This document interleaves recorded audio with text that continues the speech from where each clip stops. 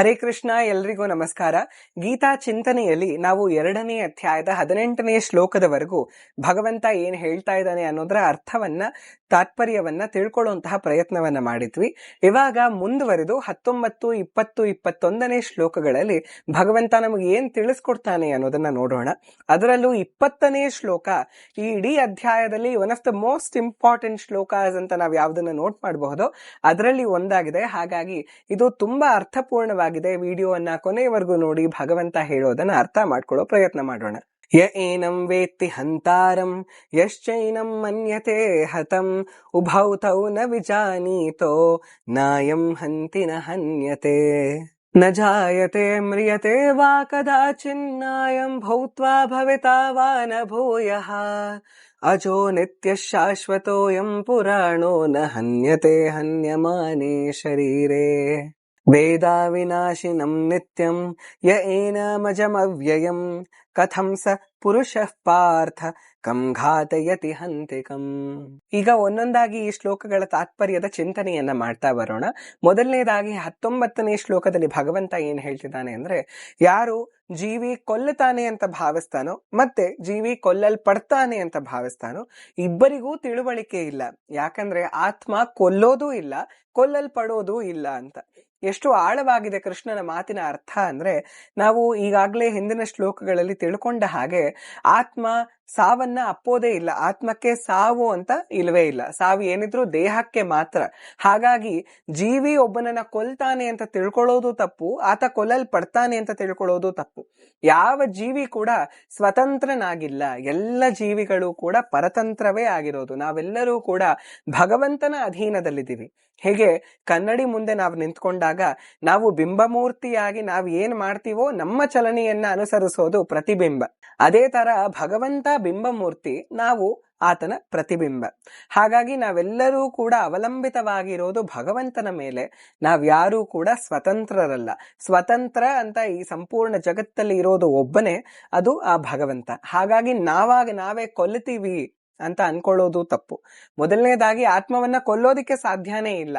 ಇನ್ನು ನಾವು ದೇಹದ ಮೇಲೆ ಪ್ರಹಾರ ಮಾಡಿದ್ರು ಕೂಡ ನಮ್ಮ ಒಳಗೆ ಭಗವಂತ ನಿಂತು ನಮಗೆ ಪ್ರೇರಣೆಯನ್ನ ನೀಡಿ ಅದನ್ನ ನಮ್ಮ ಕೈಲಿ ಮಾಡಿಸ್ತಾನೆ. ಯಾವಾಗ ಅಂದ್ರೆ ಅರ್ಜುನನ ರೀತಿಯಲ್ಲಿ ನಾವು ಜೀವನವನ್ನ ನಡೆಸಿದಾಗ. ಕೇವಲ ಬಾಹ್ಯ ಯುದ್ಧ ಅಲ್ಲ, ಆಂತರಿಕ ಯುದ್ಧವನ್ನ ಕೂಡ ಪ್ರೇರಣೆ ಮಾಡೋದು ಭಗವಂತನೇ. ಇಲ್ಲಿ ಹೇಗೆ ಅರ್ಜುನನಿಗೆ ಭಗವಂತ ಉಪದೇಶವನ್ನ ಕೊಡ್ತಾನೋ, ನೋಡು ಅರ್ಜುನ, ಇವರೆಲ್ಲರೂ ದುಷ್ಟರು, ಸಮಾಜಕ್ಕೆ ದುಷ್ಕೃತ್ಯವನ್ನ ಎಸೆತಾ ಇರೋರು ಇವರೆಲ್ಲರೂ. ಹಾಗಾಗಿ ಇವರು ಬದುಕಿರೋದಕ್ಕೆ ಅರ್ಹರಲ್ಲ. ಇವರು ಬದುಕಿದ್ದಷ್ಟು ಕಾರ್ಯ ಸಮಾಜಕ್ಕೆ ಒಳಿತನ್ನ ಮಾಡೋದಿಲ್ಲ, ಸಮಾಜಕ್ಕೆ ಕೆಡುಕನ್ನೇ ಮಾಡ್ತಿರ್ತಾರೆ. ಹಾಗಾಗಿ ನೀನು ಇವರ ದೇಹವನ್ನ ನಾಶ ಮಾಡಬೇಕು ಅಂತ ಭಗವಂತ ಅರ್ಜುನನಿಗೆ ಪ್ರೇರಣೆಯನ್ನ ನೀಡ್ತಿದ್ದಾರೆ. ಅದೇ ರೀತಿಯಲ್ಲಿ ಭಗವಂತ ನಮ್ಮೊಳಗೆ ನಿಂತು ನಮಗೆ ಯಾವ ರೀತಿ ಪ್ರೇರಣೆಯನ್ನ ಕೊಡ್ತಾನೆ ಅಂದ್ರೆ, ನಮ್ಮೊಳಗಿನ ಶತ್ರುಗಳ ಮೇಲೆ ನಾವು ವಿಜಯವನ್ನ ಸಾಧಿಸಬೇಕು, ಸಾಧನಾ ಮಾರ್ಗದಲ್ಲಿ ನಡಿಬೇಕು, ಭಗವದ್ ಭಕ್ತಿಯಲ್ಲಿ ತೊಡಗಿರ್ಬೇಕು, ಸದ್ಭಕ್ತರ ಸಂಘದಲ್ಲಿರ್ಬೇಕು, ಸಚ್ಚಿಂತನೆಗಳನ್ನ ಮಾಡಬೇಕು ಅನ್ನೋ ಪ್ರೇರಣೆಯನ್ನ ಭಗವಂತ ನಮ್ಮೊಳಗೆ ಕೊಡ್ತಾನೆ. ಹಾಗಾಗಿ ಈ ಶ್ಲೋಕದಿಂದ ನಾವು ಅರ್ಥ ಮಾಡ್ಕೋಬೇಕಾಗಿರೋದು ಏನು ಅಂದ್ರೆ, ಯಾವ ಜೀವಿಯೂ ಮತ್ತೊಬ್ಬ ಜೀವಿಯನ್ನ ಕೊಲ್ಲೋದಕ್ಕೆ ಸಾಧ್ಯ ಇಲ್ಲ, ಮತ್ತೆ ಜೀವಿ ಕೊಲ್ಲಲ್ಪಡುವುದಕ್ಕೆ ಕೂಡ ಸಾಧ್ಯ ಇಲ್ಲ ಅಂತ. ಮುಂದೆ 20ನೇ ಶ್ಲೋಕ ತುಂಬಾ ಅರ್ಥಗರ್ಭಿತವಾದ ಶ್ಲೋಕ, ಮತ್ತೆ ಇಡೀ ಅಧ್ಯಾಯದಲ್ಲಿ one of the most important shlokas ಅಂತ ಹೇಳ್ಬಹುದು. ನ ಜಾಯತೆ ಮ್ರಿಯತೆ ವಾ ಕದಾಚಿನ್ ಅಂತ ಭಗವಂತ ಶುರು ಮಾಡ್ತಾನೆ. ನ ಜ ಅಥವಾ ಅಜ ಅಂತ ನಾವ್ ಯಾವಾಗೆಲ್ಲ ಬಳಸ್ತೀವೋ ಅವಾಗ ಜ ಅಂದ್ರೆ ಜನ್ಮ ತಾಳೋದು, ಅಜ ಅಥವಾ ನಜಾಯತೆ ಅಂದ್ರೆ ಜನ್ಮವೇ ಇಲ್ಲದೆ ಇರೋದು ಅಂತ ಅರ್ಥ. ಭಗವಂತನೂ ಜನ್ಮರಹಿತನು, ನಾವೆಲ್ಲರೂ ಕೂಡ ಆತನ ಪ್ರತಿಬಿಂಬವಾಗಿರೋದ್ರಿಂದ ನಾವು ಕೂಡ ಜನ್ಮರಹಿತರು. ನಾವು ಈ ದೇಹದಲ್ಲಿ ಜನ್ಮ ತಾಳ್ತೀವಿ. ತಾಯಿಯ ಗರ್ಭದಿಂದ ನಮಗೆ ಒಂದು ಜನ್ಮ ಅಂತ ಇದೆ, ಅದು ಈ ದೇಹಕ್ಕೆ ಮಾತ್ರ ಹೊರತು ನಮ್ಮ ಆತ್ಮಕ್ಕೆ ಜನ್ಮ ಅನ್ನೋದೇ ಇಲ್ಲ. ಇಂತಹ ಪಾಯಿಂಟ್ ಆಫ್ ಟೈಮ್ ನಲ್ಲಿ ಆತ್ಮ ಜನ್ಮ ತಾಳ್ತಪ್ಪ ಅಂತ ನಾವು ಹೇಳೋದಕ್ಕೆ ಸಾಧ್ಯ ಇಲ್ಲ. ಯಾಕಂದ್ರೆ ಆತ್ಮಕ್ಕೆ ಜನ್ಮ ಇಲ್ಲ. ಅದನ್ನೇ ಭಗವಂತ ಈ ಶ್ಲೋಕದಲ್ಲಿ ತುಂಬಾ ಚೆನ್ನಾಗಿ ಹೇಳ್ತಾನೆ. ಆತ್ಮಕ್ಕೆ ಹುಟ್ಟು ಅನ್ನೋದು ಇಲ್ಲ, ಸಾವು ಅನ್ನೋದು ಕೂಡ ಇಲ್ಲ. ಯಾಕಂದ್ರೆ ನಾವು ಬುದ್ಧಿಯನ್ನ ಉಪಯೋಗಿಸಿ ನೋಡಿದ್ರೇನೆ ನಮಗೆ ಗೊತ್ತಾಗುತ್ತೆ, ಯಾವ್ದೆಲ್ಲ ಹುಟ್ಟತ್ತೋ ಅದೆಲ್ಲ ಸಾಯಬೇಕು. ಆದ್ರೆ ಯಾವ್ದು ಹುಟ್ಟೋದೇ ಇಲ್ವೋ ಅದು ಸಾಯೋದಕ್ಕೆ ಸಾಧ್ಯನೇ ಇಲ್ಲ. ಅದೇ ರೀತಿಯಲ್ಲಿ ಆತ್ಮಕ್ಕೆ ಹುಟ್ಟು ಇಲ್ಲ, ಸಾವು ಇಲ್ಲ. ಅದು ಹಿಂದೆ ಹುಟ್ಟಿದ್ದಿಲ್ಲ, ಈಗ ಹುಟ್ಟಿ ಬರೋದಿಲ್ಲ, ಮುಂದೆ ಕೂಡ ಹುಟ್ಟೋದಿಲ್ಲ. ಅದು ಜನ್ಮರಹಿತವಾದದ್ದು, ನಿತ್ಯವಾದದ್ದು, ಶಾಶ್ವತವಾದದ್ದು, ಪುರಾತನವಾದದ್ದು. ದೇಹವನ್ನ ಕೊಂದಾಗ ಆತ್ಮ ಸಾಯೋದಿಲ್ಲ. ನ ಹನ್ಯತೆ ಹನ್ಯಮಾನೆ ಶರೀರೆ. ಶರೀರ ಸತ್ತಾಗ ಆತ್ಮ ಸಾಯೋದಿಲ್ಲ ಅಂತ ಭಗವಂತ ಇದರಲ್ಲಿ ಹೇಳ್ತಿದ್ದಾನೆ. ಬಹಳಷ್ಟು ವಿಷಯಗಳ ಬಗ್ಗೆ ಇಲ್ಲಿ ಭಗವಂತ ತಿಳಿಸ್ಕೊಡ್ತಾನೆ. ಆತ್ಮ ನಿತ್ಯವಾದದ್ದು, ಶಾಶ್ವತವಾದದ್ದು, ಪುರಾತನವಾದದ್ದು ಅಂತ ಹೇಳ್ತಾನೆ. ಪುರಾತನ ಅಂದ್ರೆ ಆದಿಕಾಲದಿಂದ ಇರೋಂಥದ್ದು ಅಂತ. ಅಂದ್ರೆ ನಾವು ಅರ್ಥ ಮಾಡ್ಕೊಳ್ಬೇಕು, ಆತ್ಮಕ್ಕೆ ಹುಟ್ಟೇ ಇಲ್ಲ. ಹಾಗಾಗಿ ಆ ಆತ್ಮ ಎಲ್ಲಿಂದ ಅಸ್ತಿತ್ವದಲ್ಲಿದೆ ಅಂದ್ರೆ ಅನಾದಿ ಕಾಲದಿಂದ ಅಸ್ತಿತ್ವದಲ್ಲಿದೆ. ಈಗ ಬಹಳಷ್ಟು ಜನ ಹೇಳೋದುಂಟು, ದೇವರು ಯಾಕೆ ಕೆಟ್ಟವರನ್ನ ಸೃಷ್ಟಿ ಮಾಡ್ಬೇಕು, ಭಗವಂತ ಯಾಕೆ ಕೆಟ್ಟ ಜೀವಿಗಳನ್ನ ಸೃಷ್ಟಿ ಮಾಡ್ಬೇಕು ಅನ್ನೋ ಪ್ರಶ್ನೆ ನಮಗೆ ಹಲವಾರು ಬಾರಿ ಬರಬಹುದು. ಆದ್ರೆ ಈ ಶ್ಲೋಕವನ್ನ ತಿಳ್ಕೊಂಡಾಗ ನಮಗೆ ಆ ಸಮಸ್ಯೆಗೆ ಪರಿಹಾರ ಸಿಗುತ್ತೆ. ಯಾಕೆ ಅಂದ್ರೆ ಜೀವಿಗಳನ್ನ ಸೃಷ್ಟಿ ಮಾಡೋದು ಭಗವಂತ ಅಲ್ಲ. ಯಾಕಂದ್ರೆ ಜೀವಿಗಳು ಸೃಷ್ಟಿಯನ್ನ ಪಡೆದವರೇ ಅಲ್ಲ, ಜೀವಿಗಳು ಹುಟ್ಟಿದವರೇ ಅಲ್ಲ. ನಾವು ಹೇಗೆ ಸೈನ್ಸ್ ನಲ್ಲಿ energy Ken neither be created ನಾರ್ B destroyed, energy can only B transformed ಅಂತ ಓದ್ತೀವೋ, ಅದೇ ರೀತಿ ಏನು ವ್ಯತ್ಯಾಸ ಇಲ್ಲ. ಎನರ್ಜಿ ಅಂದ್ರೆ ಅದೇ ಶಕ್ತಿ, ಜೀವಶಕ್ತಿ. ಆ ಜೀವಶಕ್ತಿಯನ್ನ ಸೃಷ್ಟಿ ಮಾಡೋದಿಕ್ಕೂ ಸಾಧ್ಯವಿಲ್ಲ, ನಾಶ ಮಾಡೋದಿಕ್ಕೂ ಸಾಧ್ಯ ಇಲ್ಲ. ಅದು ಏನಿದ್ರು ಟ್ರಾನ್ಸ್ಫಾರ್ಮ್ ಆಗಬಹುದು. ಹೇಗೆ ಟ್ರಾನ್ಸ್ಫಾರ್ಮ್ ಆಗಬಹುದು? ಅದು ಈ ಪ್ರಕೃತಿ ಸಂಬಂಧಕ್ಕೆ ಬರಬಹುದು. ಇಲ್ಲಿ ಮೊದಲು ಯಾವುದೋ ಕ್ರಿಮಿಕೀಟದ ದೇಹದಿಂದ ಹಾಗೆ ಸಾಗ್ತಾ ಸಾಗ್ತಾ ಪಕ್ಷಿ ಪ್ರಾಣಿಗಳ ದೇಹವನ್ನು ಪಡಿಬಹುದು. ಅದಾದ ನಂತರ ಮನುಷ್ಯ ದೇಹವನ್ನ ಪಡಿಬಹುದು. ಹಾಗೆ ಮನುಷ್ಯ ದೇಹದಲ್ಲಿ ಜ್ಞಾನ ಭಕ್ತಿ ವೈರಾಗ್ಯಗಳನ್ನ ಸಾಧಿಸಿ ಸಾಧನೆಯನ್ನ ಮಾಡಿ ಗುರುಗಳ ಅನುಗ್ರಹದೊಂದಿಗೆ ಮೋಕ್ಷವನ್ನ ಪಡ್ಕೊಳ್ಬಹುದು. ಅಂದ್ರೆ ಅದರ ಸತ್ಯ ಸ್ವರೂಪವಾದ ಸಚ್ಚಿದಾನಂದ ಸ್ವರೂಪವನ್ನ ಮರಳಿ ಪಡ್ಕೊಳ್ಬಹುದು. ಇದೆಲ್ಲ ಬದಲಾವಣೆಗಳಾಗತ್ತೆ. ಆದ್ರೆ ಆತ್ಮ ನಿತ್ಯವಾಗಿರತ್ತೆ, ಶಾಶ್ವತವಾಗಿರತ್ತೆ. ಅದರಲ್ಲಿ ಬದಲಾವಣೆಗಳಾಗೋದಿಲ್ಲ. ಏನಿದ್ರು ಅದು ಟ್ರಾನ್ಸ್ಫಾರ್ಮ್ ಆಗಬಹುದು. ಒಂದು ದೇಹ ಬಿಟ್ಟು ಮತ್ತೊಂದು ದೇಹಕ್ಕೆ ಹೋಗಬಹುದು.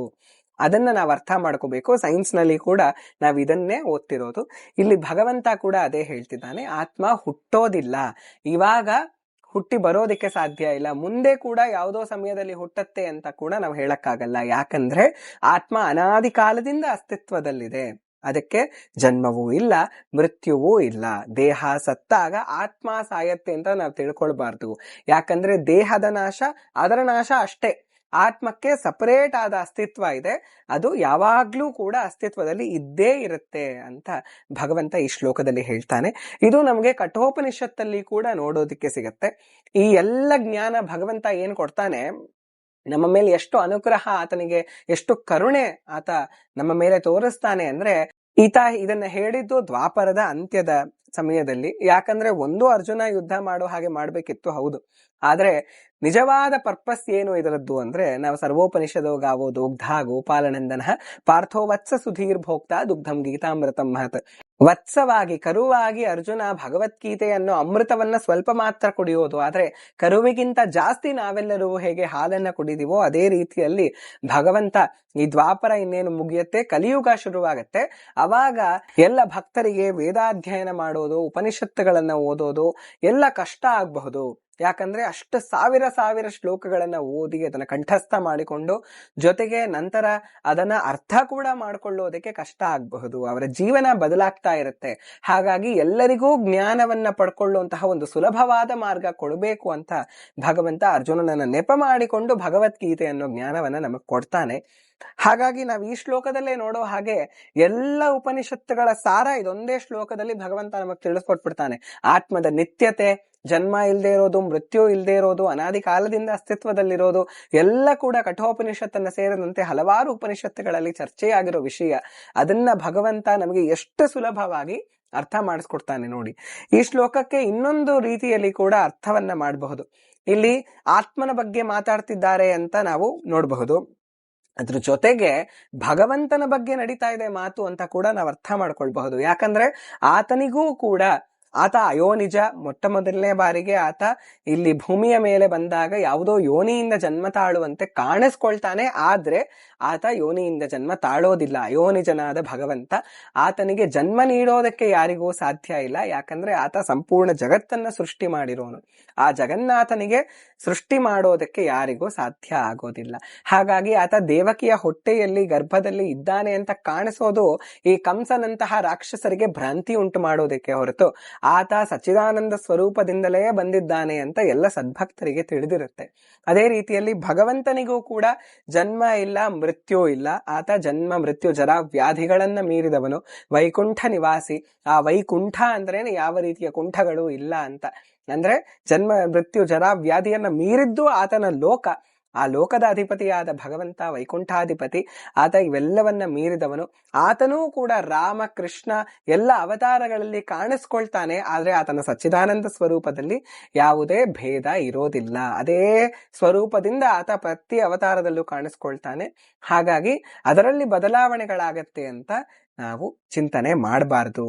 ಹಾಗಾಗಿ ಭಗವಂತ ಈ ಲೋಕವನ್ನ ತನ್ನ ಅವತಾರ ಸಮಾಪ್ತಿ ಮಾಡಿ ಮರಳಿ ಹೋದಾಗ ಆತ ಸತ್ತ ಅಂತ ಕೂಡ ನಾವು ತಿಳ್ಕೊಳ್ಬಾರ್ದು. ಹನ್ಯತೆ ಹನ್ಯಮಾನೆ ಶರೀರೆ ಅಂದ್ರೆ ಭಗವಂತನ ಅವತಾರ ಸಮಾಪ್ತಿಯನ್ನ ನಾವು ಆತನ ಮರಣ ಅಂತ ತಿಳ್ಕೊಂಡ್ರೆ ಅದು ನಮ್ಮ ತಪ್ಪು ಅಂತ ಕೂಡ ನಾವು ಇಲ್ಲಿ ಅರ್ಥಾನುಸಂಧಾನವನ್ನ ಮಾಡಬಹುದು. ಈ ಶ್ಲೋಕಕ್ಕೆ ಭಗವಂತನನ್ನ ಮುಂದಿಟ್ಟುಕೊಂಡು ಅರ್ಥ ಕೂಡ ನಾವು ನೋಡ್ತಾ ಹೋಗಬಹುದು.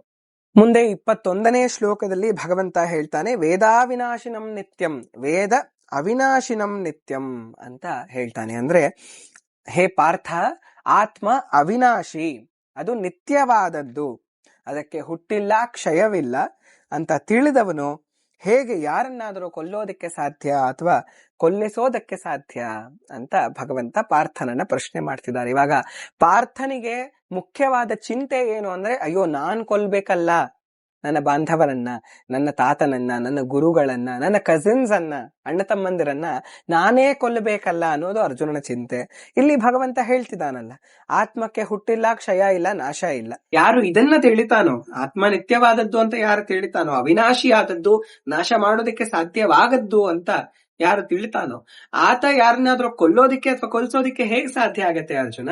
ಹಾಗಾಗಿ ನೀನ್ ಕೊಲ್ತಿದ್ಯಾ, ನೀನ್ ಕೊಲ್ಲಿಸ್ತಿದ್ಯಾ ಅಂತ ನೀನು ಅರ್ಥವನ್ನ ತಿಳ್ಕೊಳ್ಳೋದಿಕ್ಕೆ ಹೋಗ್ಬೇಡ ಅರ್ಜುನ. ನೀನ್ ಕೇವಲ ದೇಹಕ್ಕೆ ಶಿಕ್ಷೆ ನೀಡ್ತಾ ಇದ್ಯಾ. ಯಾಕಂದ್ರೆ ನಾನು ಅದನ್ನ ನಿನಗೆ ಪ್ರೇರಣೆ ನೀಡ್ತಿರೋದು. ನಾನು ಈ ಧರ್ಮದ ರಕ್ಷಣೆಯನ್ನ ಮಾಡೋದಕ್ಕೆ ಅವತಾರ ಮಾಡಿದ್ದೇನೆ. ನನ್ನ ನಿಮಿತ್ತವಾಗಿ ನೀನು ಯುದ್ಧ ಮಾಡ್ಬೇಕು ಹೊರತು ನೀನೇ ಕೊಲ್ತಿದ್ಯಾ, ನಿನ್ನಿಂದಲೇ ಎಲ್ಲ ವಿಧ್ವಂಸ ಆಗ್ತಿದೆ ಅನ್ನೋ ಚಿಂತನೆಯನ್ನ ನೀನು ಬಿಟ್ಟು ಬಿಡು ಅರ್ಜುನ ಅಂತ ಭಗವಂತ ಈ ಶ್ಲೋಕದಿಂದ ನಮಗೆ ತಿಳಿಸ್ಕೊಡ್ತಾನೆ. ಈ ಜ್ಞಾನವನ್ನ ನಾವು ಆದಷ್ಟು ಪದೇ ಪದೇ ಯೋಚನೆ ಮಾಡ್ತಾ ಇರ್ಬೇಕು. ಯಾವಾಗ ನಾವು ಭಗವದ್ಗೀತೆಯನ್ನ ತೆರೆದು ನೋಡಿದ್ರು ಒಂದೊಂದು ಶ್ಲೋಕ ಒಂದೊಂದು ರೀತಿಯಲ್ಲಿ ಅರ್ಥವನ್ನ ಕೊಡುತ್ತೆ. ಮತ್ತೆ ಹಿಂದಿನ ಬಾರಿ ಓದಿದ ಅರ್ಥ ಈ ಬಾರಿ ಸಿಗೋದಿಲ್ಲ. ಈ ಬಾರಿ ಹೊಸ ರೀತಿಯ ಅರ್ಥ ನಮಗೆ ಕಾಣಿಸುತ್ತೆ. ಹಾಗೆ ಭಗವದ್ಗೀತೆ ಪ್ರತಿ ಬಾರಿ ಕೂಡ ಅದದೇ ಶ್ಲೋಕಗಳಿದ್ರು ಅರ್ಥ ಮಾತ್ರ ಬದಲಾಗ್ತಾ ಇರುತ್ತೆ. ಯಾಕಂದ್ರೆ ನಮ್ಮ ದೃಷ್ಟಿ ಹೇಗೆ ನೋಡುತ್ತೋ ಹಾಗೆ, ಯಥಾ ದೃಷ್ಟಿ ತಥಾ ಸೃಷ್ಟಿ ಅನ್ನೋ ಹಾಗೆ ನಾವು ಹೇಗೆ ದೃಷ್ಟಿಯನ್ನ ಇಟ್ಕೊಂಡಿರ್ತೀವೋ ಭಗವದ್ಗೀತೆ ನಮಗೆ ಆ ರೀತಿಯಲ್ಲಿ ಸೃಷ್ಟಿಯನ್ನ ತೋರಿಸ್ತಾ ಹೋಗುತ್ತೆ. ಮತ್ತೆ ಮತ್ತೆ ಈ ತರ ಇಂಪಾರ್ಟೆಂಟ್ ಶ್ಲೋಕಗಳ ಅನುಸಂಧಾನವನ್ನ ನಾವು ಮಾಡ್ತಾ ಇರೋಣ, ಭಗವಂತನ ಚಿಂತನೆಯನ್ನ ಮಾಡ್ತಾ ಇರೋಣ. ಮುಂದಿನ ವಿಡಿಯೋದಲ್ಲಿ ಮತ್ತೆ ಭೇಟಿಯಾಗೋಣ. ಹರೇ ಕೃಷ್ಣ.